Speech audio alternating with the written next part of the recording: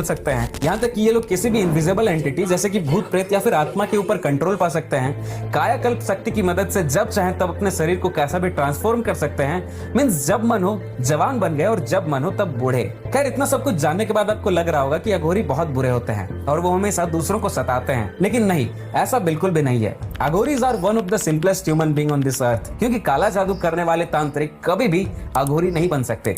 क्योंकि एक तरफ जहां सिर्फ और सिर्फ पैसों के लिए तांत्रिक अलग अलग ब्लैक मैजिक करके किसी को परेशान तक कर सकते हैं, वहीं अघोरी बड़े करुणाशील रहते हैं। मींस जैसे भगवान शिव कभी आपको रोते हुए नहीं देख सकते, वैसे ही अघोरी भी कभी किसी इंसान को रोते हुए नहीं देख सकते।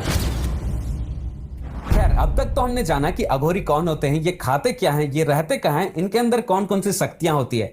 मगर क्या आपने कभी सोचा है कि आखिर इन अघोरियों को कैसे पता कि अघोरी बनने से क्या क्या होता है। आखिर इन अघोरियों का कोई ना कोई तो अस्तित्व जरूर होगा ना। तो चलिए मैं आपको लेकर चलता हूँ आज से लगभग 400 साल पहले, यानी कि 16th सेंचुरी के आसपास में, जब अकबर सिंह और मनसा देवी को एक सपना आया जिसमें उन्हें भगवान शिव ने सपने में आकर दर्शन दिया और कहा कि कुछ दिन के बाद तुम्हारे घर पर एक बच्चे का जन्म होगा। और कुछ दिन के बाद बिल्कुल ऐसा ही हुआ, लेकिन यह बच्चा कोई आम बच्चा नहीं था, बल्कि इस बच्चे को देख और उन्होंने उस बच्चे के कान में कुछ मंत्र पढ़ा और उसके माता पिता को कहे कि यह बच्चा साक्षात परब्रह्म यानी कि स्वयं महादेव का अंश है। इस बात को सुनते ही वे दोनों डर गए और अपने बच्चे को कुछ पैसे लेकर बगल में ही रह रहे पड़ोसी को बेच दिया। लेकिन उस पड़ोसी ने भी डर के मारे वापस उस बच्चे को उन्हें ही पैसे लेकर दोबारा सौंप दिया, जिसके चलते उस बच्चे का नाम पड़ा कीना यानी कि खरीदा हुआ।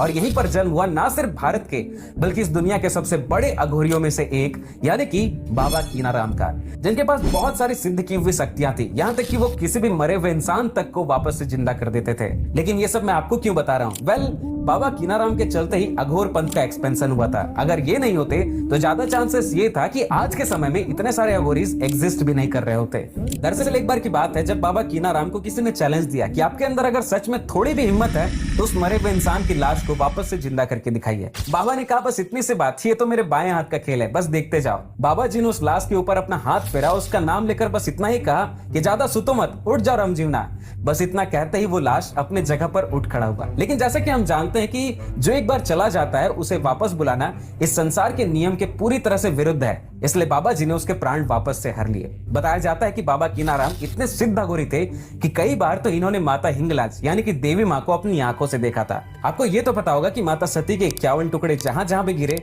वहां वहां उनका एक शक्तिपीठ बन गया और उन्हीं टुकड़ों में से 3 टुकड़े पाकिस्तान में भी गिरे थे, जहां पर आज भी माता के 3 शक्तिपीठ मौजूद हैं। पहला है शिव हरकराय शक्तिपीठ, दूसरा शारदा शक्तिपीठ और तीसरा सबसे फेमस माता हिंगलाज शक्तिपीठ। बताया जाता है कि बाबा कीनाराम पहले माता हिंगलाज शक्तिपीठ में रहकर भगवान शिव की साधना किया करते थे और वहीं पर उन्होंने इतनी सारी शक्तियों को सिद्ध कर लिया था कि उन्हें भगवान शिव का एक अवतार तक माना जाने लगा था। यही